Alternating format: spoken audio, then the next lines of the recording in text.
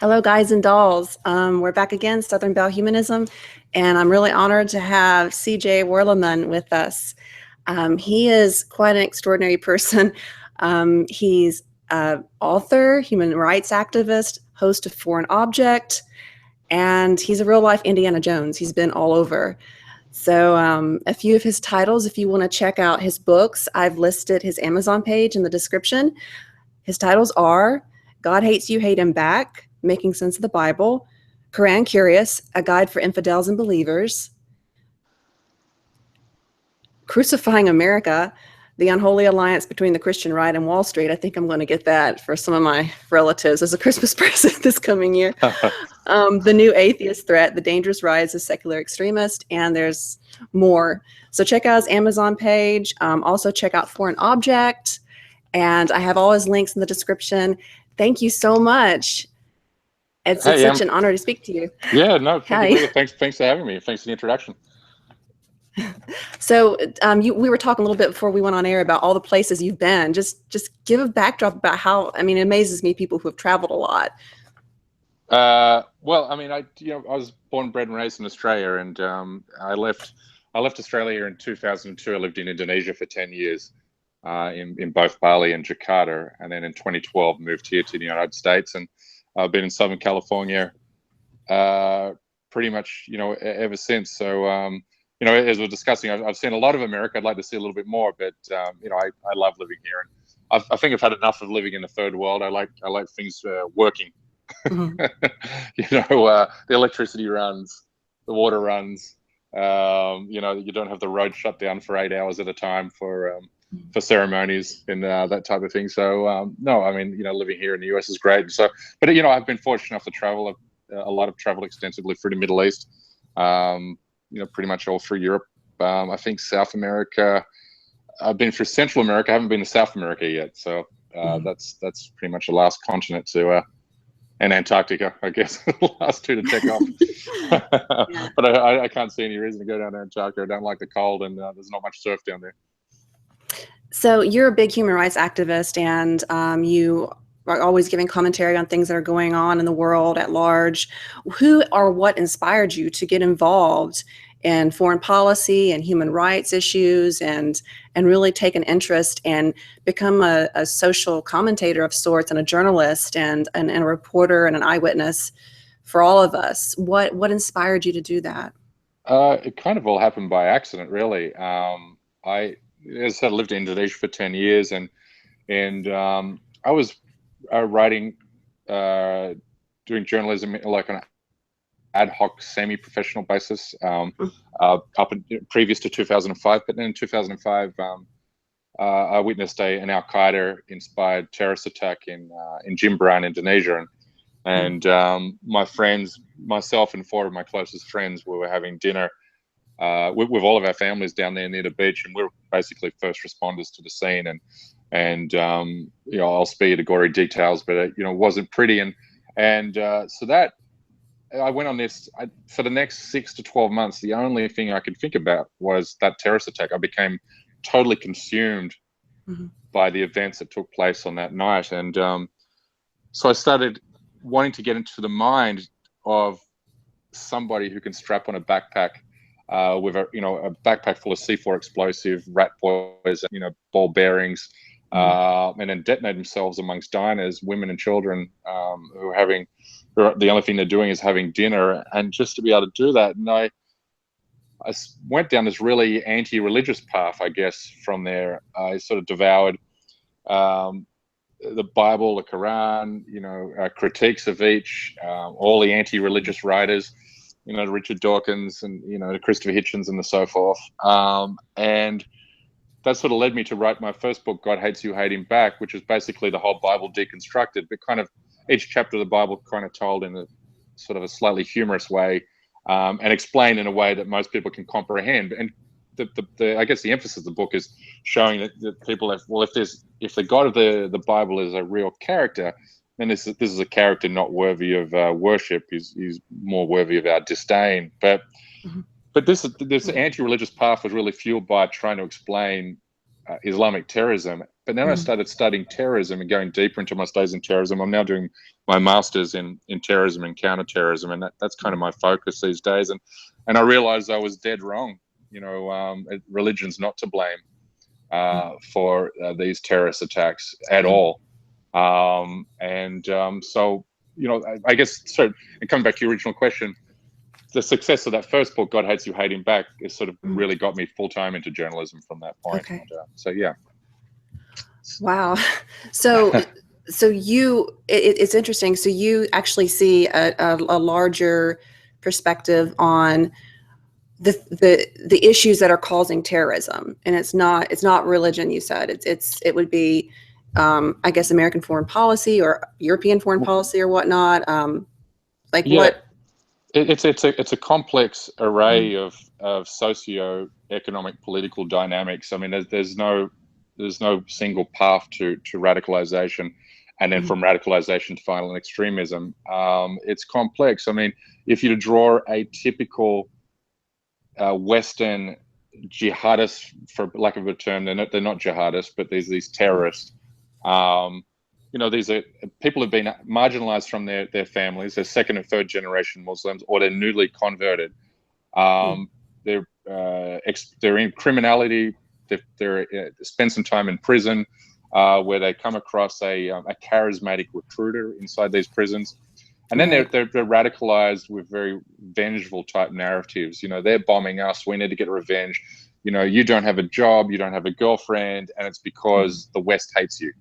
So you throw in racism, you throw in economic and social marginalization, you throw in incarceration, and all of these, alienation. And then you got yourself a powder keg. So it's basically, you can't put a one size fits all on it. You can't just say, it's just this one thing that's causing it. Yeah, exactly. It's a social issue. It's a social criminal issue. Not more than it's certainly not a cultural issue that people like Trump or the anti-religious writers like Dawkins and Hitchens and Harris and these guys who've portrayed it. They'd like you to believe that it's Islamic scripture itself that makes these guys blow themselves up or take a machine gun into a shopping mall, but it really isn't. It doesn't work that way. And I've had Muslim friends and students. I teach college English, and I've learned that a lot of it is that their world, like Islam, is just younger than Christianity. Christianity, the Catholic Church definitely went through its phase. Not that it's still not there in some regards, but I had it put to me by one of my friends who her family left Pakistan because it was just so violent. And she said, they're still Muslim, but they're part of the Aga Khan. They're a different branch. They're not an extreme or anything. And she said it's a lot of it is just like that. They're just so far behind. And the clash of cultures, when you're talking about people who are living in the 21st century and other people, it's almost like they're living in a time warp, like in third and second world countries. Yeah, I mean that's certainly. I mean, there's some certainly impoverished parts of the Muslim world, in Africa, in Central Asia, and a lot of tribal communities that's still hanging on to traditional forms of agriculture and so forth. You look at Afghanistan as a perfect example of that. But I guess what your friend is trying to hypothesize or is that clash of civilizations narrative, which was made famous by Samuel Huntington in his thesis and called Clash of Civilizations. And again, it's more complex than that. For example, you can bring into that neoliberalism. Neoliberalism is basically our economic model brought to these societies, and then we tell these states they need to shrink social welfare systems. They need to be friendly to multinational corporations, US multinational corporations. Western companies go in there. And so where these traditional societies where everybody used to be poor, there's now Walmarts, or there's now a Northrop Grumman aeronautical engineering company there, and they're employing local workers. So whereas everybody used to be poor, now you've got some are poor, some are doing well. So that's breeding animosities. And so what they do is they say, tribe A is getting all these good Western jobs, but tribe B isn't. Therefore, the West hates tribe tribe A, and then you get cultural and political entrepreneurs into societies who scapegoat or, either West and use that as a political leverage to seize political power. So that's another part of it that gets melded in there, Yeah, and I've just recently, I deal with a lot of things that happen here at home in our own backyard in the South. So I rarely talk to someone who's out there doing the work you're doing and observing and reporting back and putting all the pieces together so the rest of us can see the big puzzle. And it's interesting, like how many viewpoints there actually are on all of the factors that you're talking about. And I have a Facebook account, but I don't keep it activated, and I don't have a Twitter account. So I only get bits and pieces of what's going on, and I don't have a Twitter on purpose because it's gotten really nasty. And Sure. my mama didn't raise me to be that way. So, when I had some friends that got involved in some nasty stuff on Twitter, like I had that Twitter account for years, talking about cats and arts and crafts and literature and all that jazz. And I made friends with some, I guess you could call them like atheists. I guess they would call themselves new atheists, and they got nasty. I saw them get nasty on a woman because she disagreed with them. I'm not going to say her name because she's pretty high profile. And I condemned it, and then I got off. I publicly said, this is not the way to behave. This is disgraceful. You can disagree with somebody, but the minute you start all that threatening stuff, you start sending threats and all that, you give them the moral high ground, but also it shows that you're no better than any other kind of extremist, and you put that energy out there, that's what you're going to get back. And, I just got off of Twitter because you are who you associate with, and I can't be associated with that. Sure, I understand. I try to. I Twitter these days. I barely have two-way communication. I post something and I don't reply. I might get 100 replies to one tweet. And half of those will be very venomous. But I don't engage in two-way conversation anymore because it's just it's a pointless and fruitless argument trying to have arguments and debates with people in 140 characters or less. I agree. Yeah, the people brevity, the brevity of Twitter. No. No, I'm convinced it's making us dumber. Oh yeah, exactly. And you can't tell by someone's tone, as an English teacher, like I always harp on tone. Be mindful of your tone. Be mindful of how you're saying things. And you really can't tell that in that, like you said, that little brief 144 characters, whatever that they give you. So yeah, exactly. No, it's no. I think we're becoming more vicious as a society. Anyway, I think agree. I think it's the end of civility. I think social media has put an end to civility because we don't have to be polite to people anymore. Because 90% of our communications are done online these days, and civility is not needed. And then we're carrying over that lack of civility into our offline relationships, and we're just talking to people in a worse way. That's and see, I'm so glad you pointed that out because I've watched you online. You always seem like some things I agree with you on, some things I don't. But last year my views have been changing. But I've watched you, and you're always very polite. You are a gentleman. You may okay. Thanks for the compliment, but I mean, I do have my down moments. Trust me. But you just come across as a gentleman, and I can't say that about everybody. That's not something. It's rare today. It's very rare that people are gentlemen. So, and I appreciate that. So. Okay, well, thank you. I have had some bad moments though, so don't go through my Twitter account too closely. Well, don't worry, I'm on Twitter. but anyway, back to your books. So. I saw so many books written by you. List all your titles, and can you give a brief synopsis because you have some really awesome titles. Well, as I said, my first book was God Hates You, Hate Him Back, Making Sense of the Bible. And I said that's basically, chapter 1 is Genesis and chapter 66 is Revelations. And then you got, every other book of the Bible in between. And so, it's just each chapter of the Bible explained because people don't read the Bible. That's true. No one's read it. I mean, you go to church and you hear the pastor say, love thy neighbor or turn the other cheek. And so that's all you hear. I mean, that's 90% of Christians. I think there was a poll done, I think I cited in my book, that 65% of American high school students believe Sodom and Gomorrah were a married couple. So, and that I think something like the same percentage of Americans believe that Joan of Arc was Noah's wife. So, oh my gosh. So yeah, even your most fervent and ardent and strident Christians haven't read the Bible. So it was, the purpose of that is just to explain how it is. And then that book, most of the emphasis in that book was the Old Testament. So then I followed that book up with Jesus Lied, He Was Only Human, which kind of pulled the New Testament apart a little bit more closer, and pulling Jesus' life apart and just showing how we only have 4 books, which, were a biographical accounts of Jesus, and that's Matthew, Mark, Luke, and John, and each one of those gospel writers, weren't even born in the same century that Jesus was. There's a third and fourth hand accounts. And if you read the biography of Jesus in Mark, and then you read the biography of Jesus in Luke, it's like you're reading about 2 different completely characters that have never met each other. They contradict each other on so many ways that kind of shows you just how man-made and how constructed the whole Jesus narrative is. And so that left only the Quran as far as the monotheistic religions was concerned. So I read the book Quran Curious, and that's when I was the beginning of me being kicked out of the atheist movement, because I guess there's a very can you even get kicked out of the atheist movement? How's that happen? It's a club. There's secret handshakes. Oh wow. Okay. No, I'm talking about movement atheism. Oh, okay. It's the same. I mean, I'm sure you know who these characters are. They're the ones who are speaking at the same conferences all the time. And so that was because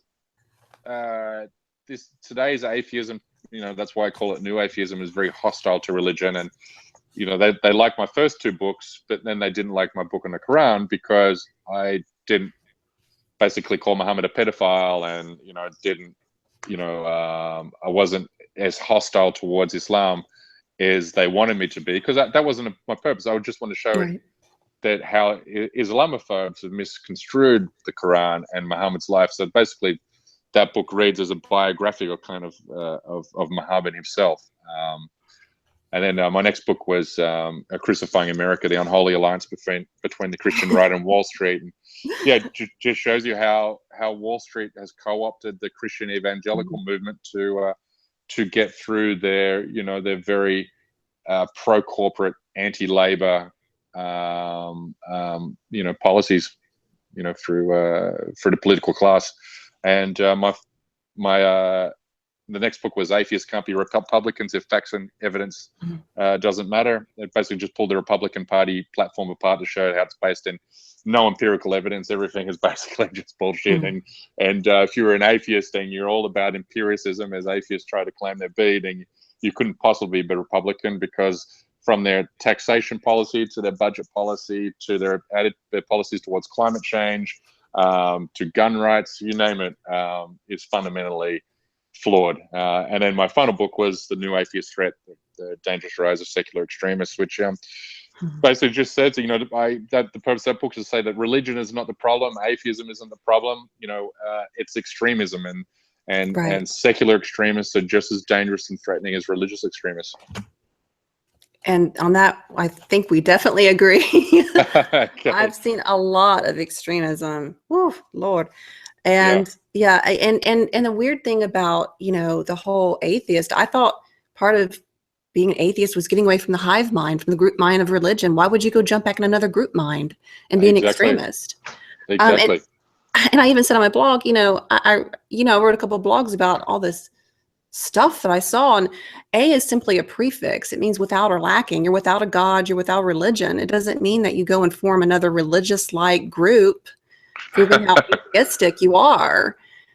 And it blows my mind. And there's these 2 extreme groups, and I learned their name, the New Atheist and Atheism Plus. I didn't even know what Atheism Plus was until, I think 2015, 2016, because I just don't pay attention to this. To me, being an atheist is just, I'm married to a physicist. It's just very natural. It's a natural conclusion to come to. Yep. And I didn't understand why a lot of big deal was. I mean, I can understand it in a sense where separation of church and state, and that's one reason why I do think you do need to be, I'm an atheist, get over it and maintain the whole separation of church and state for our country and all that. Sure. I mean, that even goes back to our forefathers. But so tell me, if I was naive and just didn't know, or if it changed. To tell me this, this is my question. Yep. Did New Atheism start out just being what I just said? Yeah, I'm secular, I'm atheist, get over it. We're going to maintain separation of church and state, and critical of Yep. all group thinks and all religions, and that's it. That Or was it always this sort of no. weird extreme? No, it was, yeah, you've explained it really well. I mean, I've been I've always been an atheist, born an atheist. I never ever believed at any point in my life, but it was something I never gave, I never went around with an atheist t-shirt or an atheist badge on my car, or signed up Right. to atheist blogs or went to atheist conference. I didn't even know any of that exists. It was just, as I said, being an atheist is as natural as breathing, but the turning point was 9/11. And whereas a lot of atheists were involved, particularly, and probably drove the secular movement in the United States. It wasn't about atheism. It was about, protecting the barrier between the wall between, church and state. But then 9/11 happened, and that was the moment that Richard Dawkins and Christopher Hitchens and Sam Harris became household names, and their books were on the bestseller list. And atheism went from not believing, atheism went from I don't have a God to I don't have a God, and if you have a God, then you're barbaric and you're stupid and you're evil for having a God. So it became confrontational, it became anti-religious. So it went from, atheism to anti-theism. Okay, I see what you mean. Yeah, and Muslims have been they're whipping boy. If you go to the Twitter feeds of any of these prominent new atheists, whether it's Ayaan Hirsi Ali or Bill Maher, or you just go down through the names, it's just anti-Muslim, that, this and that. They're the worst. They're basically just repeating old, Western colonialism propaganda slogans that we used to tell ourselves when we wanted to colonize, the dark continent. That brown women need to be saved from brown men. I mean, these are old racist tropes that have been going around forever, and these new atheists have latched onto them. The one thing about I like Richard Dawkins and Ayaan Hirsi Ali. I thought that Ayaan Hirsi Ali speaks out against female genital mutilation, and Dawkins is more on the educational fighting. Around here we have evolutionists. So what I know about, or sorry, creationist. So what I know about Dawkins is that he's been really outspoken in science education, promoting science education. I really haven't, I guess I haven't seen or heard a lot of his commentary on Islam, because he's more, or at least maybe that's what I'm interested in, like education, being married to a physicist and being an educator. We're both educators. Like I see Dawkins as more like promoting like science education. Well, And and that's his specialty. I mean, he's a brilliant Mhm. scientist, and and that's the problem I have with the new atheist movement is, see him as a brilliant scientist. He knows enough. He is not a historian. He cannot speak Arabic. He has not studied terrorism. He has no familiarity with Islamic culture. So why are you listening to what he has to say when he's, objectively wrong on all of these issues and bigoted? And so this is a problem that is because, the new atheists have built this echo chamber. They've made these gods out of these characters, and they see no flaw in them. So whatever they say, if they say X, even though X is fundamentally flawed or erroneous, they'll latch onto it because Richard Dawkins said it was true. And I mean, Dawkins, his book, what was the title of his book? Mental Blake. The God one about, Delusion? yeah, the God Delusion. I mean, the God Okay. Delusion, he's got quite a few chapters there on Islam. I mean, if you look, his Twitter account, I haven't been on his Twitter account for probably a couple of years, but there was a long time there where it was anti-Muslim this, anti-Islam that. I mean, Ayaan Hirsi Ali, I mean, she's just vulgar. She's been deranged by her by her experience. Honestly, I can kind of see that, I mean, I can see her need to purge that, and I would not blame her, whether, I mean, I wouldn't call her vulgar, but I would just say that she has every right, because she's been there and she's lived it. And, she's someone that, I mean, a lot what of she's lived through, has just been amazing that she's still here. But what part of her biography is true? I mean, most of her biography has been shown to be fictitious. That was part of the reason. Yeah. So I I guess I like Ian Hurst-Ellie and I like Richard Dawkins because Mm. they seem really classy to me. But I agree with you on like, I used to like Sam Harris, but I don't think there's anything wrong. I don't know about him, but I know that a lot of his followers go after people, Oh and yeah, I've seen them like character, like assassinate their character. I've seen them more than spam. That like, if it was just spamming, that'd be one thing. But I've seen them send vicious, volatile threats, sure. really nasty, nasty, nasty stuff. I've seen like Sam Harris's followers just really act like, well, they're acting like jihadists of atheism almost. It's scary. It's scary because, and Yeah. I don't see that so much. Maybe Dawkins and Ian Hurst-Ellie, they stay out of it, but I never really saw that much from their followers. But one of my friends, he's a physicist astrophysicist at UCLA, and he brought the term lick spittle sycophant to my attention. He's like, they're just lick spittle sycophants, all these science groupies or Yeah. neuroscience groupies, or and you know, physicists get them too. You know, these sycophants that they think that liking science, being an atheist makes them really smart by osmosis, and so they start parroting what someone says online, and then they see someone disagree with somebody, like maybe it's you or maybe it's someone else. And because their hero or their prophet has a disagreement with you or whoever, they go after that person, and it's vicious. Oh, it's vicious. I mean, it really is. I've, if you look at the blogs of these prominent atheists, there's really only a couple types of articles that they write. They're either going to write an article defending their hero, or they're going to write attacking their hero's opponent. That's the only thing they really, or then bash religion. There's basically three types of atheist blogs. That's it. Yeah, I mean, it's the reaction that you'll get from the critics of Sam Harris or Richard Dawkins is, the same reaction you expect from an Islamic fundamentalist if you blasphemed against Prophet Muhammad. I've known a couple of these guys that prominently do that, and I've told them in private. I went Scarlett O'Hara on a couple of them after they did that to one person. Right. I went off on them and I said, what you're doing is calling down bullying on you, because what goes around comes around, and you don't have to believe in any God. You don't have to, you can call it whatever you want to. You can call it karma. You can call it cause and effect. Every asshole out there is going to be attracted to your account because you're validating them being an asshole. And then one day people are going to turn on you. So you be careful who you go after. And of course it went right over their heads because they were just not raised right or something. I don't know. But and of course they were what my friend Aki Mutali calls the atheist dude bros. So they were, I guess, Sam Harris's henchmen, which is, it gives Sam Harris a bad name. It reflects poorly on him. And he didn't tell them to go do that, and here they are doing this for his sake. And it reflects poorly on the guy that they like. Yeah. And I pointed that out too. I'm like, you make him look bad. If you do something in someone else's name, it's like me being an American going into a foreign country and being real nasty and ugly and being that American, right? I mean, the perception is, well, all Americans, they're that way.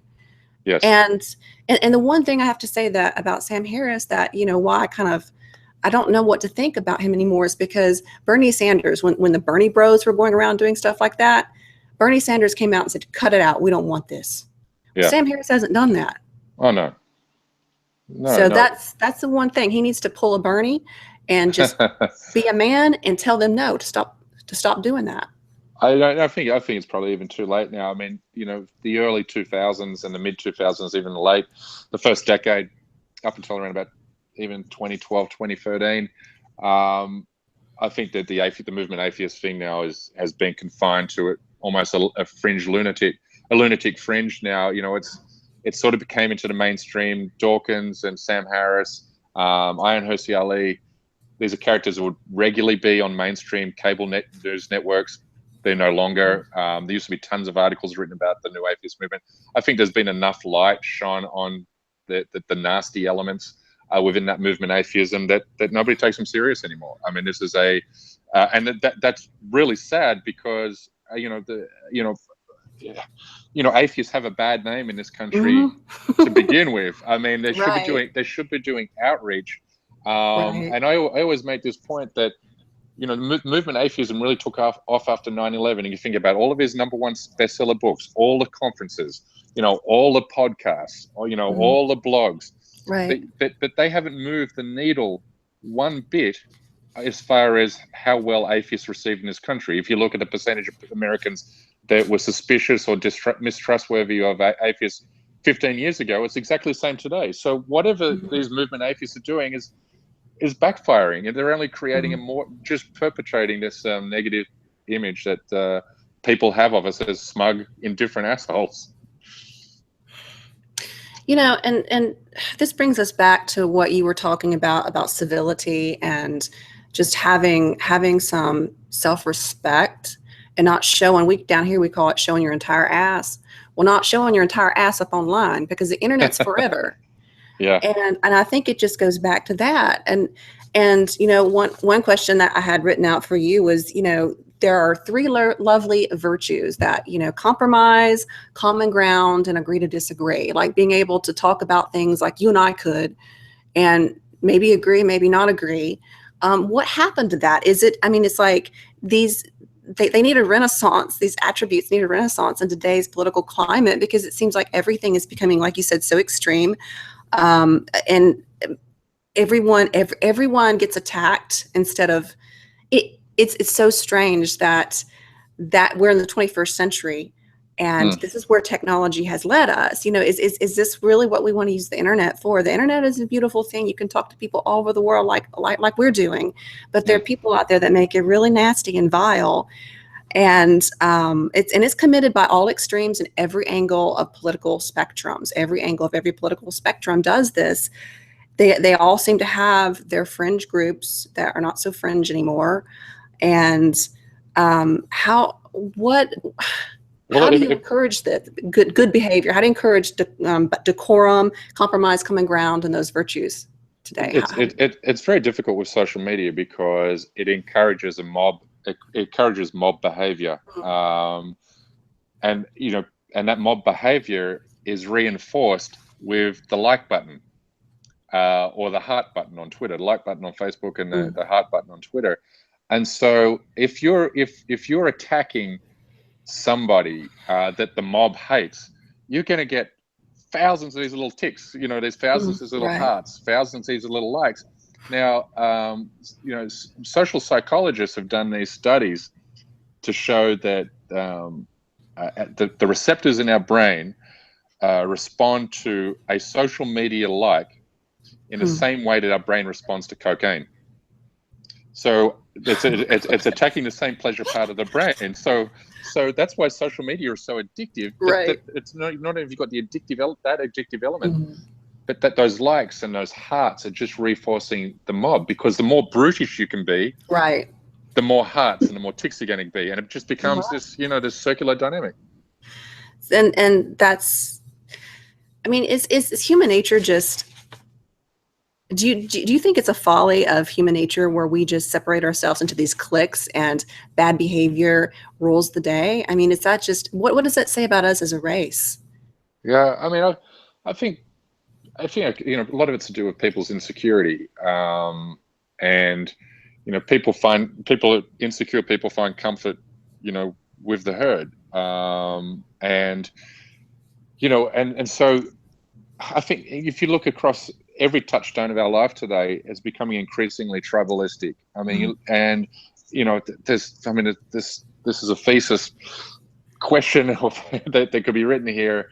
You could be writing a dissertation on the fact that, you know, you look at globalization. The more globalized we're becoming, and the more interconnected we're becoming, and the more interdependent we're becoming of each other, the more, at the same time, it's like this paradox. We're becoming, the same time we're becoming interconnected, we're becoming less connected. We're becoming, the more globalized we're becoming, the more nationalistic we're becoming.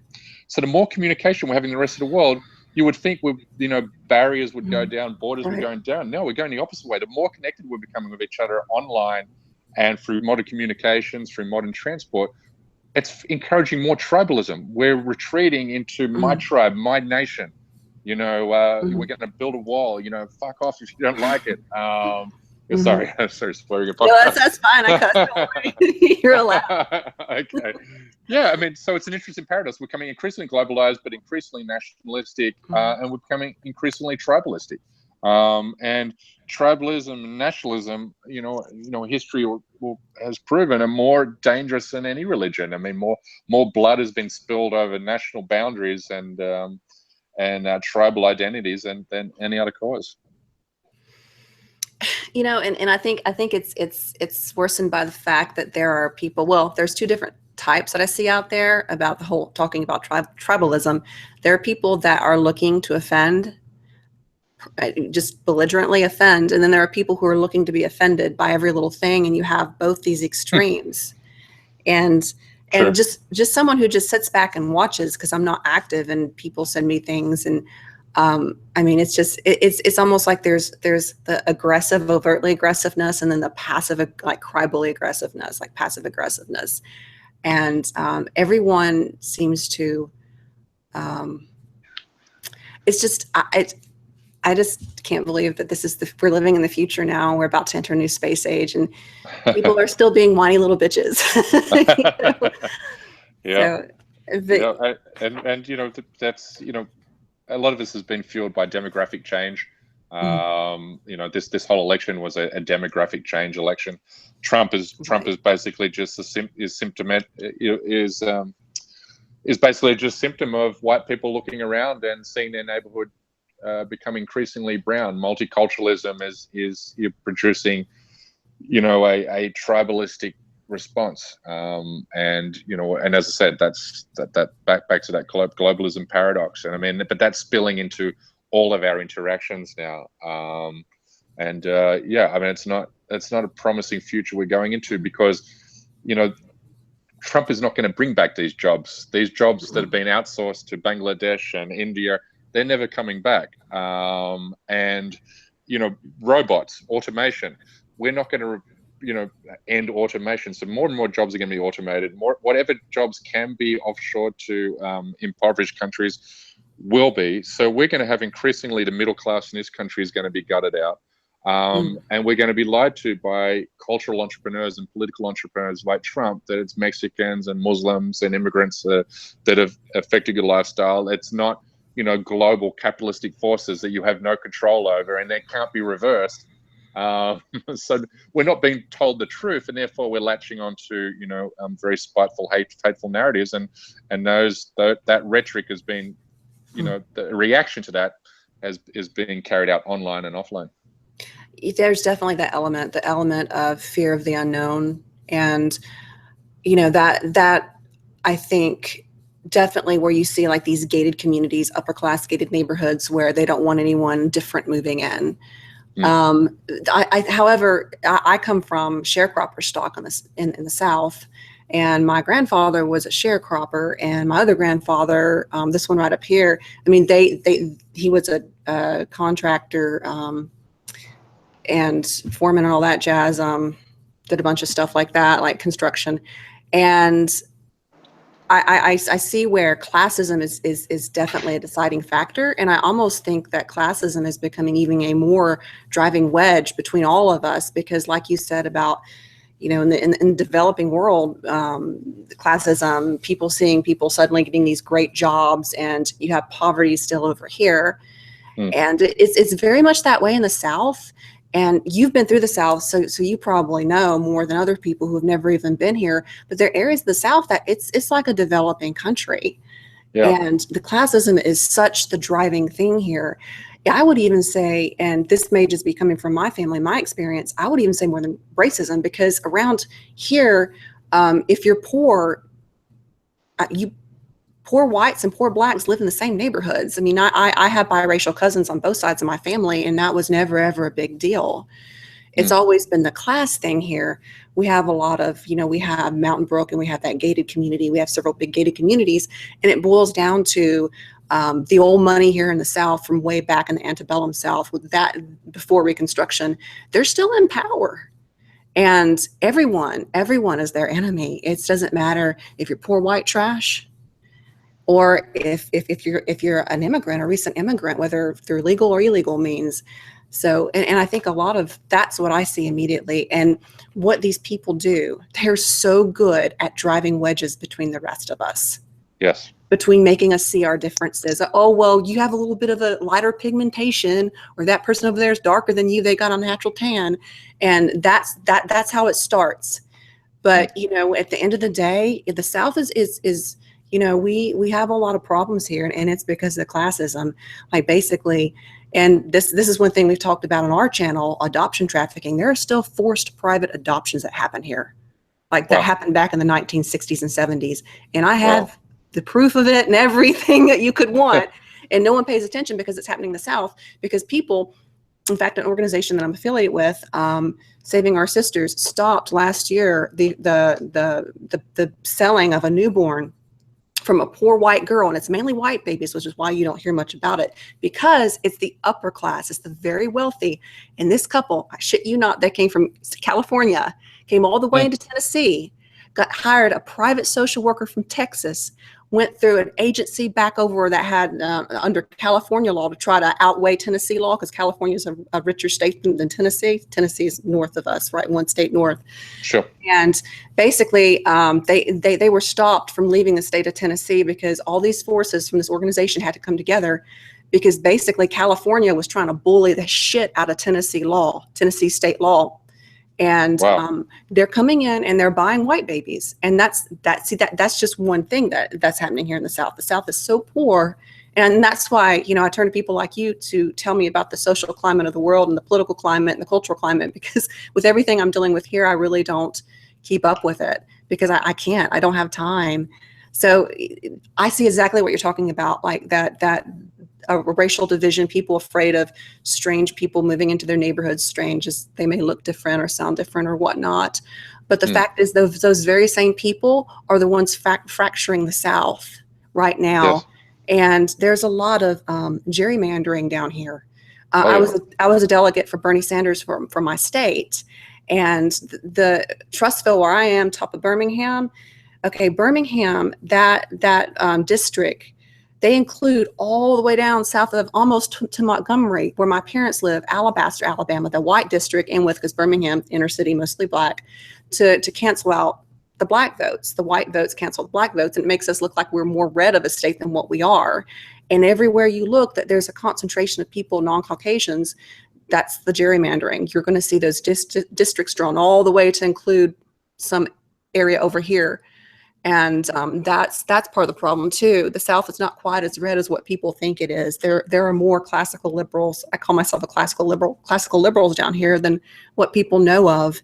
And how would you, I guess, telling you all that, and there's more I could tell you. I just, how would you, as someone who is an Australian American, you're from Australia, but you live in California, you're an American now too, how would you help like a region like us? How do you, because you've been out there and you've seen how it is in foreign countries, and you bringing your mindset to seeing the very, it's maybe similar but different issues that are here in the South, how would you address that? And how would you, well, you give me advice? Yeah, sure. Well, it's basically, you know, the donor class, the political donor class, which is doing it. You know, corporate America is trying and succeeding at turning the southern states into the global South. They're proactively trying to turn the South into a third world country, so that there'll be a third world country within the United States.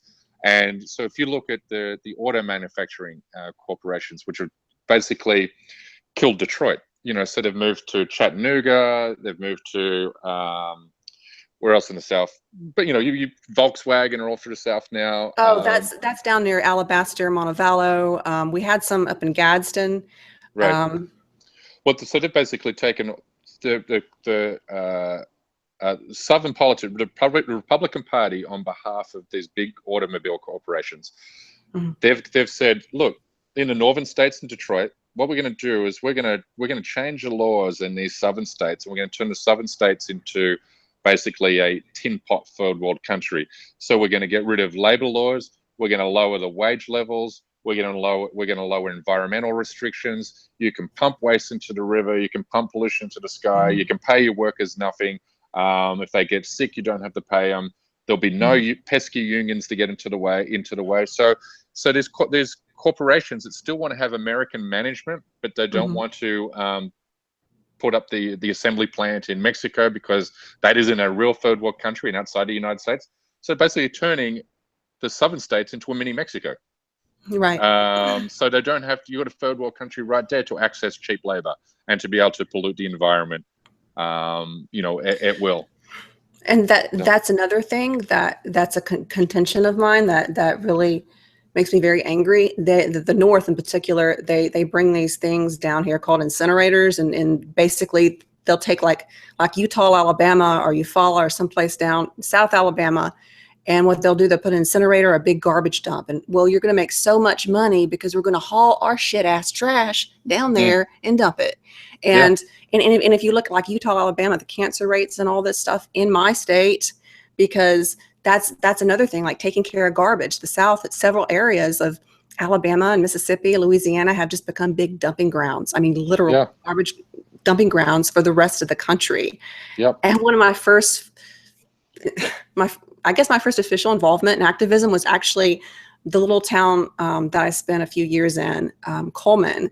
They wanted to bring a big incinerator to Coleman and put it in the middle of our town by our schools. And when I was middle school, I was one of the people out there marching, leading that protest. And needless to say, we were successful. They were not allowed to come into our town. But you're exactly right. You're exactly right. And I have, and I love them dearly. God love them. My family, most of them voted for Trump. And that breaks my heart. I mean, it does. You have no idea. But maybe you do. But, and my friends around here, my hairstylist even voted for him.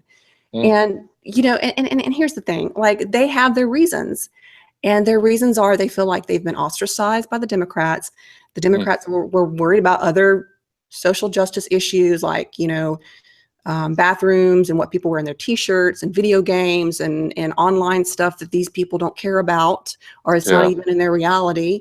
The Democratic Party, they always make fun of the South. And this, whenever they want someone to sound stupid, they try to put on a fake Southern accent. They never get our Southern accent right. They just sound like they have a speech impediment when they do it. And they don't need to do that because they sound stupid. But how do you, so my friends and family, how can I present this? Maybe I really need to buy them copies of your book, but how do I present this to them that, corporate America, that the Republican Party, the GOP, they are in bed with corporate America, and we're going to be a third world country. And I've been saying that, but I don't know how to do it. I totally understand the pain and frustration that a Trump voter feels. But these are, again, Bernie was the only one who was telling the truth about what's happening in America. You've basically got the political class has been bought out by corporate America. The Democratic Party are handmaidens for Wall Street as well, but they still try and protect the little guy. They have, for all the criticisms you can level the Democratic Party, they have been fighting to raise the minimum wage. They tried to get $10 an hour, the federal minimum wage for Congress in 2013, and it got knocked back by Republicans. They campaigned on $15 per hour. They brought in healthcare. What has Trump given these people? 23 million Americans are going to be uninsured by 2018 because of Trump. Every state has lowered the minimum wage, that has had a chance to. Look at Missouri. Missouri has already dropped its minimum wage by 15%. So how did that help the white working class? It didn't. No. And, every environmental law has been stripped away. So therefore the South, so your friends in the South that voted for Trump, their backyards are going to become more of a toxic waste dump for wealthier northern states. And these corporations are going to be able to, eviscerate the unions, and treat their workers poorly. It's just, America is still the only Western country in the world where so many of the white working class vote for the party of their boss. Exactly. If you're voting for this, if you're a worker voting for the same political party, the same person your boss is voting for, there is a fundamental problem. Right. Because the party is not looking after both of those interests. So if you look in Europe and Australia, workers vote for the working party, the Labour Party. Well, Yeah. the Democratic Party has lost so many people down here because they have talked down to us and they have been ugly about Southerners, and I don't think they're ever going to get it back. And they don't. I was on their ballot, and they're snotty. And a lot Mm, of it is because, and I'll tell you the in group, or talking about tribalism of the local Democratic Party. Well, the local Democratic Party colludes with the Republican Party. It's not any better hardly than the Republican. So I sure. mean, the Democratic Party out down here is not the same where you're at right now. Hmm. And, you have, for example, the word limousine liberal, I mean, correctly describes some of Well, the wealthy Democrats I know here. they're basically Joe Manchin Democrats. I mean, Joe Manchin's a Democrat in Virginia and West Virginia, and he votes for the Republican Party 99% of the time. See, and that's how it is Yeah. here. Like a lot of the big player Democrats, they're either totally in the back pockets of the Republicans as far as funding and all that, or they're completely into things that they're totally left field. There's no, they're not centrist, and it's going to take, whether you agree with it or not, it's going to take centrist Mm, to bring people together here. Like people are going to have to find that common ground, that middle ground, and I mean these people that I love dearly voted for Trump, and because they felt like that was their only option. yeah. And even though he's a misogynist and he said a lot of really gross things, and he's done a lot of really gross things of his own admittance. And these are people who, are very, like, if you met them, they're some of the nicest people in the world. And they wouldn't harm a fly, and they would never be rude to you because you were an atheist, because they like me, so they would like you, Yeah. especially if you were my guest. But they voted for Trump, and they just, they feel like, Hollywood makes fun of them, the world makes fun of them, no one cares about them. And Trump came in, reality TV star. He knows how to play the charming sociopath. Mm, And he came in and just won them over. One of the first places he came to was Mobile, Alabama. yeah. That was one of the first places he came to, where you saw all those goofy people with all the smiles on their faces. And probably some of them are, I don't want to say they're related to me, because I'm not related to people in South Alabama. I don't claim that part of the state for other reasons. But, um, Yeah. but I mean, it's really embarrassing. But I feel really, I mean, I'm not embarrassed to be a Southerner, but I'm embarrassed that this is happening to us. And Yeah, it's Republican Party have been so good at just using cultural wedge issues to distract from the economics. mm, I mean, and as much as I hate the Democratic Party, the problem is voters never give the chance for these policies to take hold and to flourish. And if you look at history, Hoover, Republican, absolutely destroyed the United States economy, put into a Great Depression, and then you needed FDR, a Democrat, mm, to pull it back out. Then right, you had Reaganomics, and then you had the Reagan Bush those 12 years put the economy into a ditch. The right, 1992 election was all about the economy stupid, and so you had Clinton came in, and then you had the fastest job growth ever in United States history. So Clinton had to fix up that mess, but then you have Bush 2 comes in, puts the economy back into the worst economy we've had since the Great Depression, and you need Obama to get the economy out. And so Obama, I right. mean, if Obama was a Republican, they would have been calling the last 8 years the Romney miracle if he had won the election. And now, so you get this forward progress. We were losing 800,000 jobs a month when Obama came into office, to creating 250,000 jobs per month by the time he left office, and with 60 odd consecutive months of job growth. And now we have Trump that comes in, who's just going to, again, it's just like this repeat: get a Republican come in, Mm. just destroy every forward momentum.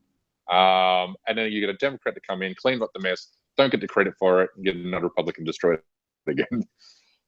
But I mean, that's a very Yeah, simplistic narrative, because there's a lot of right. complex things. But But it's I don't know how people can look at the track records between the two parties and go, okay, yeah, we need more of what Bush did, or we you know, need more I, of what Reagan did. I really think it's very easy to emotionally hijack people. I think Yeah, people get emotionally hijacked very easy. And in the South, there's two issues they care about down here, and that's gun control and abortion. yeah, And those guns are issues, good. and it's like, can we talk about something else? And that they really think people are coming for their guns. I mean, they You know, do. Like one of yeah, the oldest gun I think gun clubs in the United States is here where I'm at, located in Trussville. And I'm not a gun person, and that's really not an issue that I really care about, because we have a Second Amendment. You just can't go and erase the Second Amendment off the Constitution. So I don't think that they're going to take their guns, but they're so scared, and Republicans are candidates. And I know it's funny that everything you just said, breaking it down really simply, I've tried to do that too, but then they always bring up that issue of they're coming after my guns. Yeah, and so they're based on a false fear. They're voting against their own economic interests. Yes, exactly. and I don't know how to tell them, convince them of that. Not that it's either that or the promise of overturning Roe v. Wade, which is never going to happen. Nope. And so they vote against their own economic interests on something that's never going to happen there either. And does it really even affect their life anyway? I mean, it really has no bearing on their health insurance or putting food on the table, jobs. No. It just, those two. I mean, those to me, that's why those are largely non-issues, and I'm just so sick of talking about it because, we're in a lot of pain down here, and whenever you get the classism that we've been discussing, and I joke around and say, I live in the American South, so I live in a second world country basically, and it's like you said, one day maybe third world, and you can imagine how that makes me feel, and whenever you get the wage disparity and the classism, you get that unrest and that crime and what you've been talking about. And I'm scared that we're going to see more of this human trafficking, whether it's what you think of human trafficking, like sex work human trafficking or adoption trafficking, because that's what happens in third world countries. Yes, exactly. And it's the same problems. And most Americans in other regions don't care.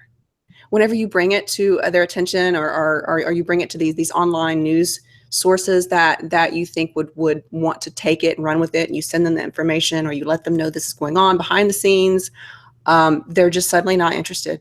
That doesn't affect them. That's not something salacious. It's not about foreign policy where, like you said, they can watch you argue with New Atheists, and New Atheists attack you for talking about why the third world is the third world.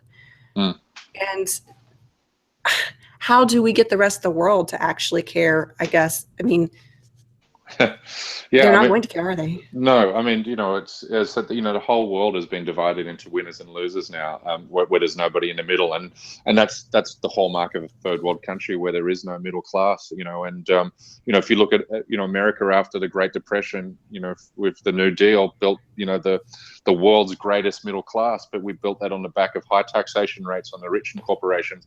We built that on strong safety nets, public education, massive infrastructure spending, which created jobs. And then we had in the late 1970s is when big corporations took over politics, and then you had Reagan and trickle down economics. But that trickle down economics which is really neoliberalism. It's all about shrinking the size of the state, so corporations and the rich don't have to pay any taxes. So wealth gets concentrated at the top, gets gutted out of the middle, and so you've got the rich living behind gate-guarded communities, and you've got the poor living in slums. If you go to Manila or Jakarta, I've lived in Jakarta. In Jakarta, you got 24 million people. You are either living in a 5-star resort, or you're living in a cardboard box. There's really no in between. There is, but it's so minuscule. And that's what's happening here. And it's until you get money out of politics, until you end capitalism, because capitalism only has one goal: to maximize profit at every touchstone. These trends aren't going to reverse themselves. So we're going to just be, instead of looking at this problem and identifying it and addressing it, we're going to be distracted with cultural wars, intertribal wars, interfaith wars, you name it. Right. Yeah. And just listening to you talk, I realized that, one thing that I think why no one is going to care that there's going to be a third world region potentially in the United States is because we are played against each other. And I don't think Californians, liberal Californians are going to ever care about the South because they've been taught about all the South's nasty history. And they don't realize that, what happened was only a very small percentage, less than 10% of people have always held the wealth here. Right. Yeah. And they don't know that history because they're just not studying history out there, I suppose. But they are so ugly, so ugly. And it doesn't matter if you're one of my cousins that, maybe biracial, or you're educated like me and you have a master's degree, or you're a scientist like my husband. The general attitude that we get, one reason why we don't travel a lot in the country and we'll go to Europe, or if I travel, I would prefer to go to Europe like I did in 2015, because the culture, or the American view of Southerners, is really quite ugly. And I think that it's a perfect storm for the Republican to collude with the Republican, GOP party to collude with corporate America, but also for the Democratic Party to just sweepingly call us a basket of deplorables and say, you're not worthy. You're nothing but trash. You're shit. We're going to make fun of your accent, and we hope your children die. And that's basically what they've done. So, because when you do go out there, they assume so many assumptions about you. And when they realize what you are and you have these problems, I don't know if they feel guilty, or if they just feel like they have so much white guilt that, white people can't hurt too. And they've never heard of a sharecropper and they don't know what that is. So I think a lot of this ugliness toward the South is American made, definitely. And by, people that are not Southern. And then this great division between the classes here in the South, as well as in the country and the world at large, it's the perfect storm to completely keep this area in some sort of depression. But, yeah, I totally agree. You said that very well. But before we go, we've been talking for almost an hour now. But before we go, to swing it back around full circle with the New Atheist talking about extremism, here's a question that I had for you. Why do they hate women? The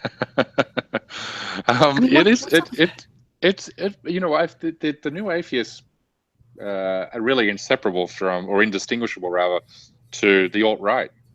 I know. Yes. They're just as misogynistic. They're white. They're white nationalists. They're and also too, and they're Islamophobic. They're basically, and then you look at them demographically, they're typically white males aged between 22 and 35. Which is basically the alt-right as well. I mean, they're perfectly aligned with that. But they still, when you confront most of these New Atheists, they'll still claim they're liberals. You go, but yes, they will. but liberals, are supposed to champion human rights, civil rights, not be authoritarian, sexist, minority hating, hyper nationalists. And that's what they are. Well, I noticed, in my experience with realizing what New Atheism was and why I never wanted to use that term to ever describe myself was back in 2015, I had a friend who he started Atheism Chat, and apparently it was a mixed group of people, different from all over. And I think the New Atheist drama just completely shut that down. And it just, they are extremist. It is like, it's like one of these Pentecostal churches out here, where they handle snakes. Like, that's a sort of fanaticism that I saw with the New Atheist. And that scared the crap out of me because, these are people who claim to be all about the future and science. Well, but that's the thing. They're fundamentalists, and a religious fundamentalist believes they're the sole possessor of the single truth, and everybody else is a heretic. And that's what New Atheists are. There's only one single truth in a pluralistic world. The only truth that it is out there is theirs, the one they have. That there is no God, and you're an idiot for believing there's God, and so they're out to evangelize this single truth rather than accepting that we live in a pluralistic world, that we don't all have to think the same, that some people get comfort from a deity, some don't. Just get on with your life instead of trying to evangelize what you believe is the single truth to the universe. I mean, it's, you know, Yes, so and thank you. the Taliban and New Atheists are really no different. Yeah, you know, Yep. yeah, and one thing that I noticed, like anyone that's different, like if you kind of become their token, you know, like they're if you're a woman and you're polite to them, you start talking to them, they have this thing where if you're not echoing what they're saying, or if you don't have the same belief system, like they want everyone that's that actually looks different from them, physically different, Yeah. to be an echo to validate them. Like they want a sounding board, they want an echo, they want a parrot, they want someone who's going to parrot them, and kind of like a hen pecking order, you know, kind of, it's a very womanly way to, womanish way to act, by the way. And they're all men. I don't know why they're behaving like this, but they got their little pecking order going on. Yeah. And it's really quite silly. And that was one thing when I didn't even know that you could do this on YouTube. I didn't even know that, you know, I had no idea. And I started talking to this group, and a couple of them were New Atheist, or what you would call New Atheist. And I brought the information that I had about human trafficking, adoption trafficking, to them, because they had these shows. And I'm like, wow, they must have special equipment, and they have all these contacts, and they can put this out there, and they can help us, and they can help me save, you know, these mothers and children. And one was like, well, yeah, okay, yeah, we'll talk about it, and I'll have you on your show. And he encouraged me to set up this channel, and that was good, and I did. And then it was like they always wanted me to do some kind of weird show on what they were interested in, and that's okay. Sometimes I'll talk about what other people are interested in, but it's my name associated to this, so I'm not going to behave like they behave and show my butt. and the other one, you know, it was after I just gotten some really I just got some really bad news about a particular case, and it's the kind of thing that you can't sleep at night. Wow. So I took it to him, I offered to give it to him, to send it to him, and he basically called me crazy. He called me stupid for caring about adoption trafficking. Oh my God. He basically started quoting a bunch of weird stats about men and suicide rates, and talking about how more men die in battle than women. Oh God. And I was like, what the hell are you talking about? I'm talking about I mean, I didn't even say the F word. I didn't even say feminism or feminist in that conversation. I was actually trying to get him to stop this trafficking that's going on in the American South. Right. And I didn't realize, and my husband told me, he said, that's this weird shit that he's talking about. And they're basically misogynists. They're like a hate group against women, and they're called MRAs. What? And he's like, don't talk to those people anymore. Wow, that's terrible. And so, you know, it's that's the kind of person that is a new atheist. So you're not the only one that's right into that ugliness. And I know they've done some things to you, but you're not the only one. And, you know, anyway. Well, that's great. No, I mean, it's no. I mean, you've nailed them perfectly. And you know, they're just, as I said, they've become their own echo chamber. They're not a group of people that need to be worried about, because they really don't have a voice in the mainstream. They're just basically a lunatic fringe that just keeps patting themselves on the back when one writes a blog article attacking somebody that they dislike. I mean, that's what the whole movement basically amounts to now. Yeah. Yeah. Wow, we've talked for an hour, and I just, anything else you want to say about your books? Do you want to give out your websites? And yeah, I've got a new website. It's under construction at the moment, so there's nothing there. Okay. So, but my column is with Middle East Eye. They can find me at Middle East Eye. They just got to put in my name, CJ Werleman, and that's where, you know, all of my my work is published. And yeah, they can obviously follow me on Twitter at CJ Werleman. Okay, cool. So, and you have a Facebook page too, right? Because I found that. Okay, so and I put that. Okay, so cool. Thank you, and thank you so much for speaking with me, and it was such an honor. And everybody, that was the handsome CJ Werleman. So thank you. Check him out online. And, thanks for having me. I've really enjoyed the chat. You're very welcome, and thank you. So bye-bye, everybody. Talk to you next time. Bye. Bye-bye.